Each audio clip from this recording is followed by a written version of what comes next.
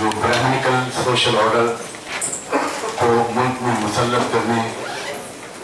के लिए काम करने वाली ताकतें हैं, अपने पॉलिटिकल पावर को इस्तेमाल करके इस बात की भरपूर कोशिश कर रही हैं कि वो ब्राह्मणिकल कल्चर और तमाम सोशल और रिलीजियस समाजी और मजहबी इकाइयाँ उन पर उनको इम्पोज किया जाए। इसके लिए वो मुख्तलिफ कदम उठा रही हैं। करिकुलम में स्कूलों कॉलेजों के निसाब तालीम में बहुत ही फंडामेंटल चेंजेस लाए जा रहे हैं। स्कूलों और कॉलेजों में पढ़ने वाले बच्चों और बच्चियों को बहुत से ब्राह्मणिकल रिचुअल्स करने पर मजबूर किया जा रहा है। सेंट्रल गवर्नमेंट के एम्प्लॉइज की ट्रेनिंग के नाम पर उनको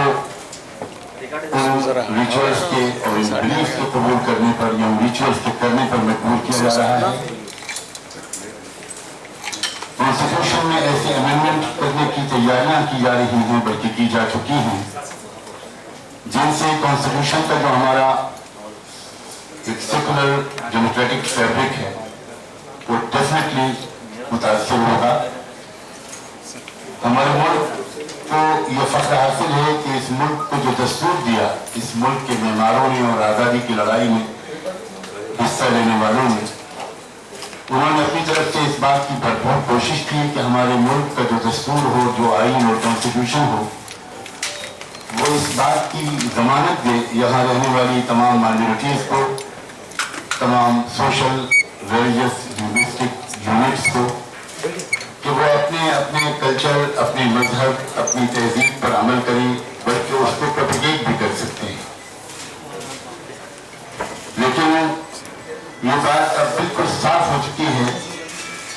कि देश के कॉन्स्टिट्यूशन को और उसके उन सैलिएंट फीचर्स को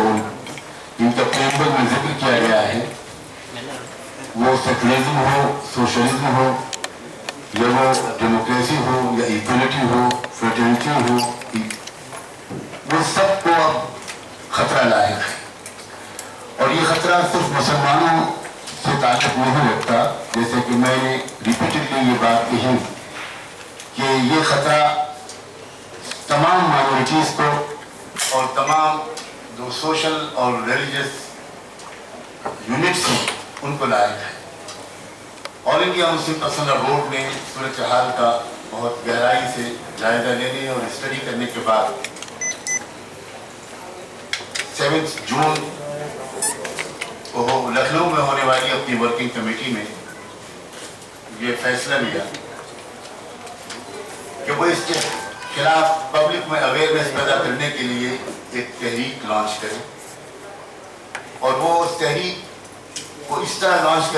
करने का फैसला कर चुका है, बल्कि उसकी शुरुआत हो चुकी है कि जो सोशल और रिलीजियस यूनिट्स इससे मुतासिर हो रहे हैं और उनको अपनी अपनी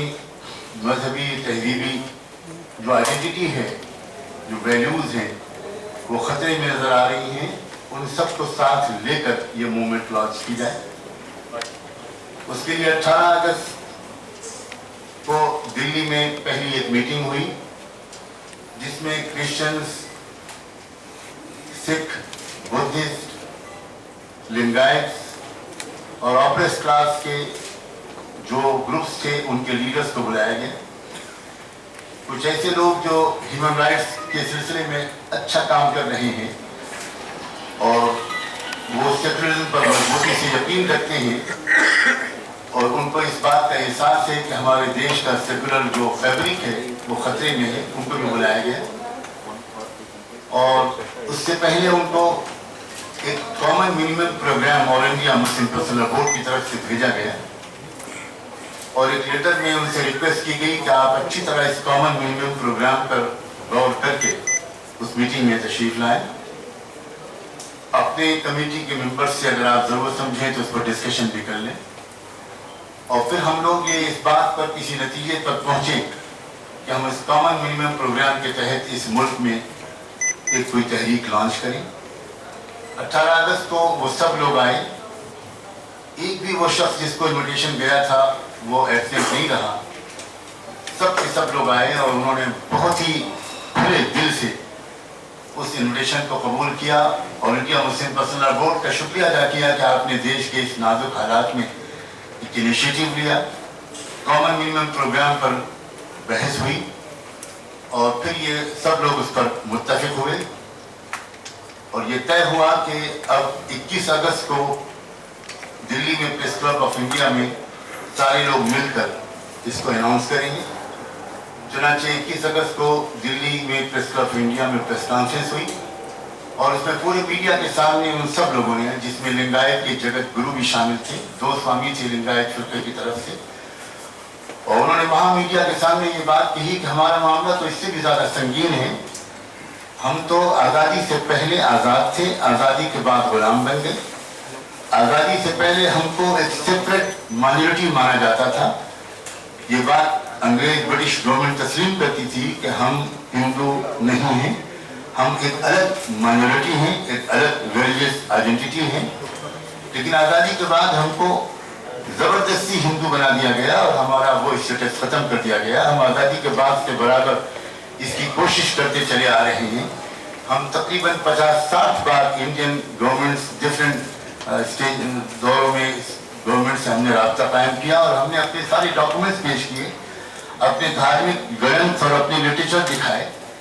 जिनसे साफ जाहिर होता है कि हमारा तो धर्म ही वैदिक धर्म के खिलाफ एक रिवोल्ट के तौर पर स्थापित किया गया था। लेकिन इसके बावजूद हमको ज़बरदस्ती अभी तक हिंदू करार दिया जाता है और हम ये बात दुख के साथ महसूस कर रहे हैं कि देश पर एक मखसूस ब्राह्मणिकल कल्चर को इम्पोज करने की कोशिश की जा रही है। हम आपके साथ हैं और इस पूरे मूवमेंट में हम आपके साथ रहेंगे। क्रिश्चियन लीडरशिप ने भी बहुत साफ लफ्जों में यही बातें कही और इंडिया बुद्धिस्ट सोसाइटी के जो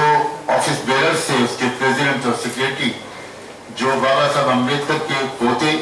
मिस्टर अशोक अम्बेडकर और उनके पर पोते ग्रैंड जो सन थे, वो भी आए थे और उन्होंने भी ऑल इंडिया बुद्धिस्ट सोसाइटी की तरफ से